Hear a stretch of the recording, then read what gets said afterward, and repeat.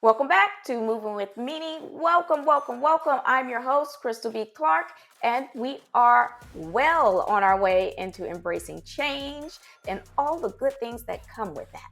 We're removing roadblocks, we're looking at the benefits, and we're looking to really pioneer this mission for diversity, inclusion, and equity.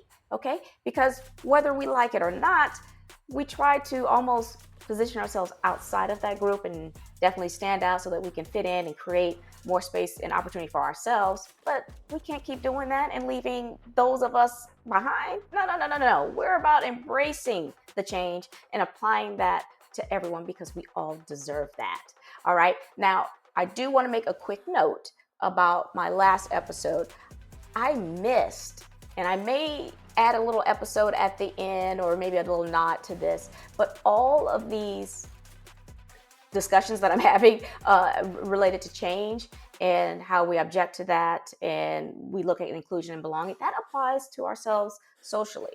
It applies in our families, in our social circles, as well as in the workplace and then around those different networking events and different groups. So I will do my best to add that little tidbit here for that personal context. So I apologize for that in the last session. I may do something to kind of give us a quick wrap up on that in a later episode. We'll see. We'll see. We just want to keep it open. I want to just at least let you know, because if I'm saying it here, I'm committed and I got to do it.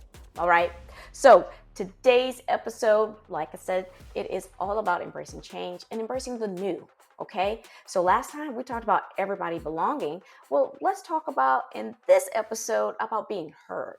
This is about new voices, new visions, and how that can really explode into a world of the unknown and create new ideas. We all like to be the first. Okay, well, this is how we go about doing that. So this episode is going to explore how inclusive teams produce more innovative solutions by challenging traditional thinking, encouraging mindset shifts, and giving companies a competitive edge. Like I said, that also applies to you in your personal context. And hopefully, as I go along, I may pop one or two examples in here as well. We'll see. I always do something and shake it up a little bit. So I want to really nail down this summary before we jump in into the episode. Really, new voices really challenge the scope of our thinking. We don't really realize how tunnel vision we are. We don't realize the ego that we have a lot of times. And every once in a while, some new voice that you've exposed yourself to says, hold up now, we're going to change that a little bit and challenge what we're thinking about. So the power of diverse voices, and this is really important about how inclusion really does fuel innovation. So we're talking about incorporating voices from varied backgrounds in the workplace. It's not just about representation. It's about unlocking fresh ideas, adopting dynamic problem solving, and driving innovation. When diverse perspectives are welcomed, companies create environments where employees feel valued, engaged, and empowered to think creatively. How about that? I like that. I really do like that. I like just creating a culture of embracing new ideas, fresh perspectives. And a lot of times you'll hear it from the top a lot. And when I say the top, I mean like your leadership, your CEOs, the C-suite, and the different executives.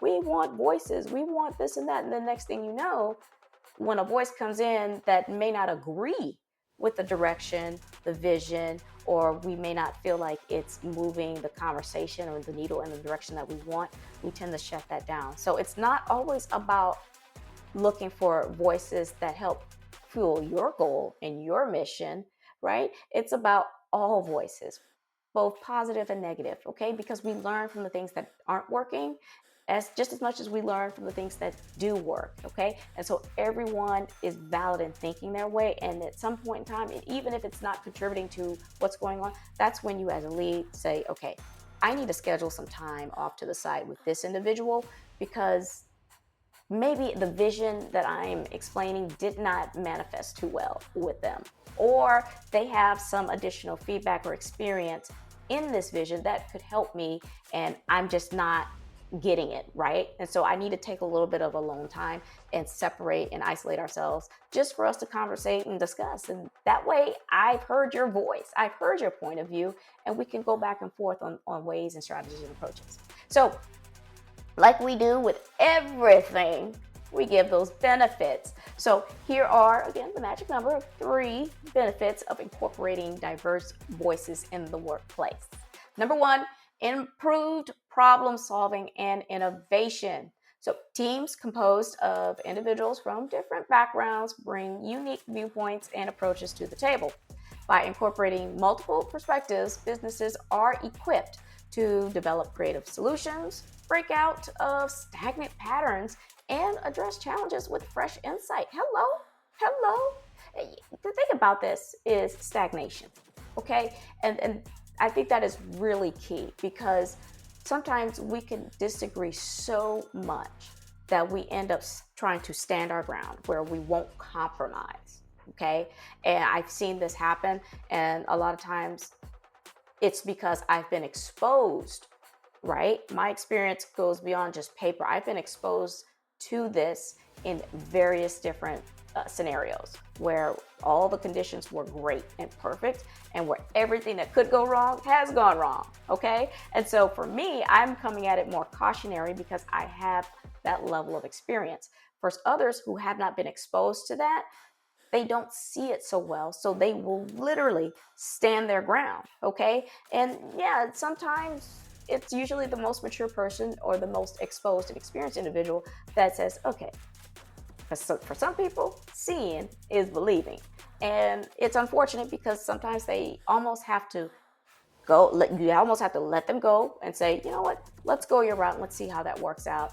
You know it's going to fail, right? And that person has to experience the feeling of fighting for something so hard that they completely blocked out any other opportunity or option or voice, right? Just simply because it was opposition, right? And they end up feeling like, I mean, that's a hard fail. That's a hard hit to you in the chest, right? Because you really advocated for something, stood so strong that basically they were either going to go with what you said or not do it. Then we give you that, and it goes exactly the way that we were all saying that it would go.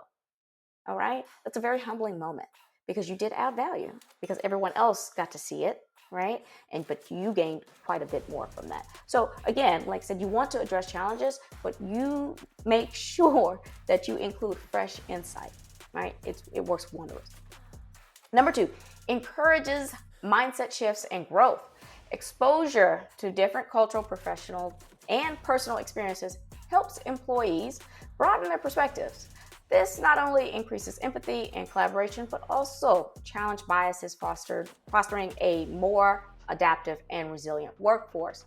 You know, I think this goes without saying. And again, this is all about shifting your mindset. And I can speak of this from me personally. I had certain type of qualities that made me great in the field that I work in, which is in data, okay? But I didn't have a mindset shift. So what ended up happening is I started to expound on these skills, and they were great, right? But I had a survival mindset attached to them still. And until I changed that and addressed that and shifted into a growth mindset, you talking about being stagnant. I was doing all the right things, everything, and I could not get passed into a promotion until that mindset shifted for me. And again, it was unconscious bias. And I think I probably mentioned this in an earlier episode, but really because I had to work so hard to get to where I was incredibly bitter, okay, incredibly resentful to all the individuals who got here so easily and didn't have to put in all that work and create all these opportunities from nothing, right? I was bitter. So anytime someone challenged or questioned anything or my design or my approach or my strategy, I really felt offended. And that really wasn't the case most of the time. We got some of the edge cases every now and then. But yeah, I really did. And once I did that, I could see the world differently. You really do see the world completely different. That shift is awesome. Okay. And I love to coach it, and I love to bring different perspectives from it. And I love to check back in with folks once that shift happened and say, so let's just recap what happened last time. What do you think? And it's like, yeah, I was I'm a completely different person. I don't even recognize that individual. Anyway, number 3 strengthens competitive advantage. So companies that embrace diverse perspectives are better positioned to meet the needs of a global marketplace, whether it's marketing to different demographics, understanding cultural nuances, or anticipating industry shifts. Businesses that value inclusivity outperform those that don't. That is 100% a true fact. 100%. I can go anywhere, and I will be honest with you, I get, as a consulting, I would get teams. Like, I just got teams. I didn't necessarily get to pick my teams, but the teams that I got that were the most diverse, oh, we had the most fun. We learned the most. We performed higher. I mean, it was just fun. It really was. You enjoyed everything, and you grew because you had to start to understand and recognize different triggers in different individuals. You learn, basically how to speak to others in different ways because this resonates with them more. They like different types of leadership. And so it really morphed me into being a very adaptive leader. Okay. I'm extremely fluid. I don't like micromanaging, but there are people who do like for your manager to, I don't want to say micromanage you, but to really assist you and guide them. Okay. And that's just a level of comfort. Now, you, as a lead, you want to work them out of that to create more of an autonomous nature, right? And make sure that they're more confident to be able to explore these things on their own. That's the difference between being a leader than being a boss, all right? You're cultivating additional skills and mindset shifts in the folks that you're with, as long as they change after meeting you. That's what's important, right? Because every change is going to happen and every interaction produces that. And so you want to make sure that any interaction that you have with anyone, as long as they left that project more and different than the way that they came in, I consider it a win all the time. All right. So what I want to do is also give you guys some examples of either projects or relationships that benefit from, well, just diverse input, right? So the first one is product development, and this can go a different way. So you kind of, whatever industry that you are working in, you just apply that here, okay? So for me, it's a technology company that is struggling with user engagement, added team members from different cultural backgrounds who provided insights that helped tailor the product to a wider audience, resulting in increased adoption rates. So that's great because I don't know about you, right? But a lot of people, we build apps, and these apps are actually targeted to a particular audience, right? So for example, apps that are related to reaching out to high school students, okay? Well, if you write that app and you're writing it, I mean, you're writing it with an adult mindset. You're writing it and thinking this is what high school students should be interested in, even though they're probably not, right? So what you would do is say, okay, let me get feedback from actual students or from that actual target base that I want to, appeal to, and get that feedback in. Hey, guess what? I am now adopting and tailoring my product to appeal to that audience and then some, okay? So that's really important to get those different diverse aspects, because different age levels, different socioeconomics, and even different folks in their careers, they all offer different perspectives and they're all valuable, okay? So you just figure out what your target audience is, but if you want to widen that, hey, you know what to do, you go talk to them. All right, another one is marketing campaigns. So a brand probably avoided cultural missteps and created a more relatable campaign by consulting team members from different ethnic and generational backgrounds. I think this is really important, guys. So when you are in a different generation and you're trying to market to different individuals, it's really important to, and I don't want to say just a different generation, it's just when your company has a whole host of diverse individuals, you have your perspectives right there. You're just not using them. So I think that is why it is incredibly important, and why I keep saying this, right? Is inclusivity really is a differentiator, right? You will leap to the top because people who feel included and valued in your marketing campaign, as if you are targeting them and selling to them and looking for them to buy it, they feel appreciated. And that's just playing on the heartstrings. But it's true. It's really true. So the more diverse you get, it just in your brand, right, that is more inclusive of ethnic and different cultures and the just different generations, you just expand. You're going to perform better, right? Your bottom line is going to just go through the roof for sure. And the last one is personal relationships. In this case, it's more or less a mentorship program. Let's just say you implement a mentorship program. And so in this case, you paired employees from different departments and backgrounds. And basically, they start to lead different and fresh strategies. They come up with these ideas, and we call them focus groups. And basically, you get, honestly, newer ways of approaches, and you start to collaborate better because you've brought together 2, 3, 4, 5 different individuals from different areas in the company with different backgrounds and experiences prior to this company, perhaps. You brought them together in a way that they otherwise would have never been together, right? And so now you've exposed them to a multitude of ways of thinking, because now they get to consider things that are important in that area that they probably didn't have as a priority. So now you know what the impact of you or they have on each other and y'all's jobs, right? So now you improve just a better workplace, right? But it's really about mentoring, okay? And it is a program, and I've been a part of those, and I can guarantee you that they work 100% of the time. All right, so as we go through, we always say, hey, these are all great benefits. Why aren't people doing this? We know why they're not. But just in case you didn't, I have a couple resistant objections that people do, okay? So in addition to what we've discussed last time, which was a fear of conflict and miscommunication, resistance to change, and unconscious bias, we have 2 additional ones this time. So one is challenges traditional thinking. People who are accustomed to a certain way of doing things may feel uncomfortable with new perspectives that challenge long-standing norms and processes. They may resist change, fearing that it will disrupt established workflows. Very true, very true. You know, there are people who just don't like change. I mean, when I tell you that statement of ignorance is bliss, it's true.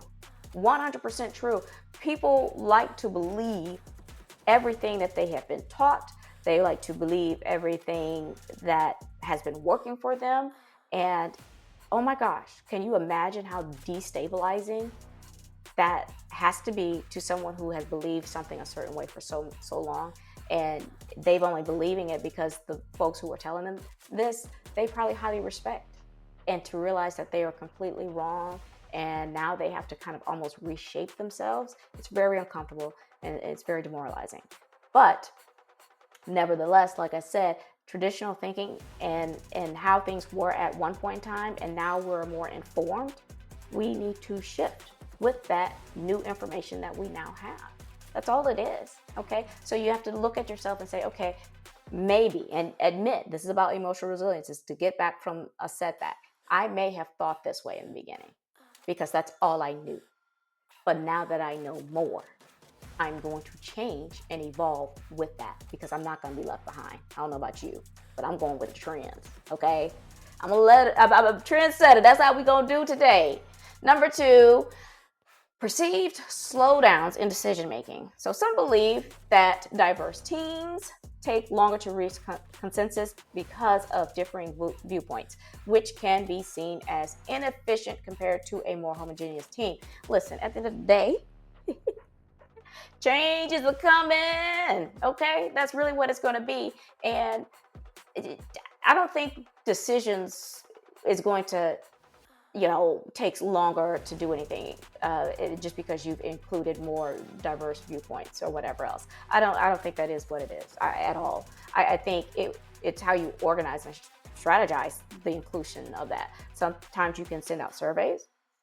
Other times you can have a representative of that particular group, and they kind of get them under a centralized theme, and then they produce, right? And they come to the meeting, the central team, the steering committee, or whatever, with the ideas and their team's perspective. There's so many different ways you can get across this, right? But I think a lot of times people just don't like to compromise. I just truly, every experience that I've had with this where it was like a different decision making, or where they had to come to something, it really stemmed from the fact that one person just did not want to compromise. They didn't want to understand it, or it was, for some reason I would take someone to the side and I can say, why are you so against what's going on?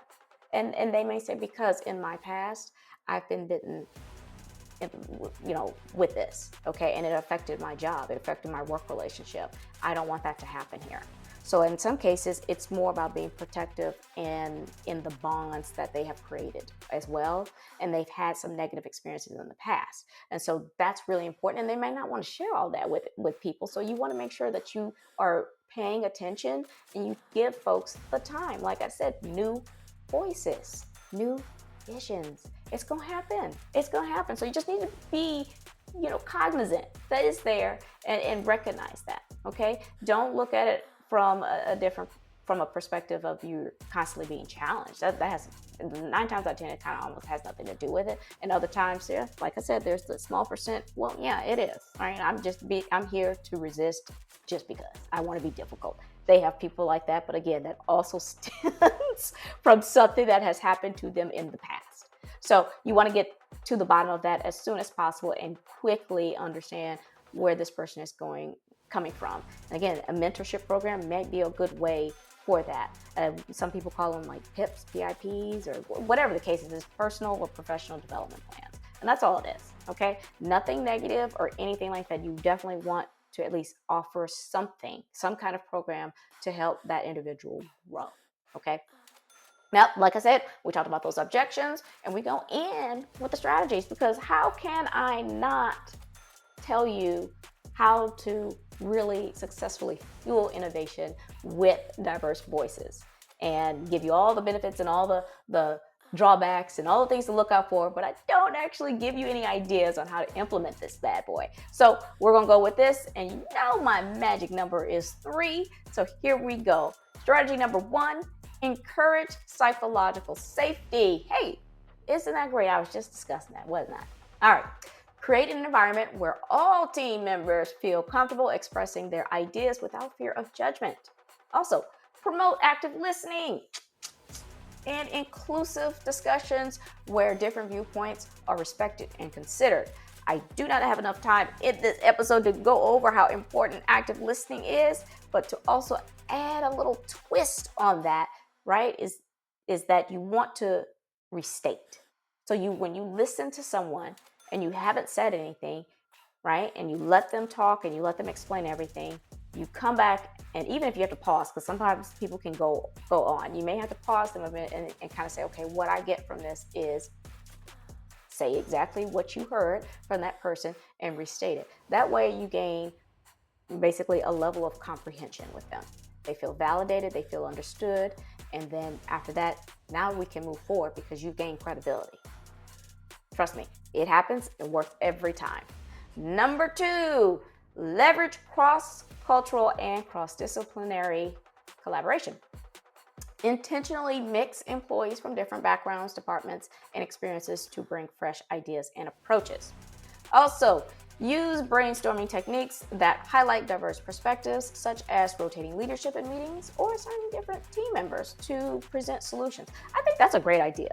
Really do. Now, here's the thing. There are going to be some cases where some people, it's just not a fit, and you might have to rotate them out a little faster than normal, right? But at the end of the day, you at least gave that person the opportunity to showcase, whoa, I got a skill for this, or I do really like this, right? So some people don't have that opportunity, right, to even know if this is even of interest to them because it's just not there. So I think that cycling out and the collaboration of those different focus groups really helps. And you can do this at town halls, company meetings, anywhere. I can't tell you how many status meetings I have. So it's cool for me, when you're doing a demo or whatever, somebody else lead it, somebody else do.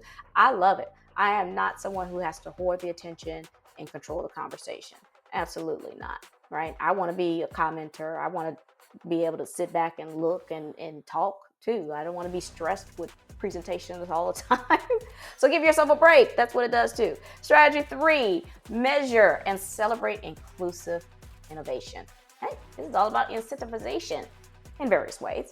So track how diverse perspectives contribute to problem solving and innovation by monitoring project outcomes. Also, recognize and reward employees who bring unique ideas that push boundaries and drive progress, reinforcing the value of diverse thought. Again, this is all about inclusion and diversity. This does not, mean that the folks that just haven't got on that train don't receive an incentive. It's like, oh, this goes against my beliefs, so now I'm being penalized for my beliefs. Okay, that's a different story. But what I'm looking at is, and it was really important with me, is from my background in data, is everything has to be measurable. Okay, there has to be some kind of criteria, and I call it success criteria. And I'm saying I call it success criteria. We in the data world call it success criteria, but it's how you measure success. How do you measure performance? Okay, and sometimes, like I said, even if you're sending a survey out, that's enough. That's all it is. Okay, I mean, at the end of the day, you guys got to understand something, right? Change is going to happen. We are here to stay, okay, as someone from a diverse background.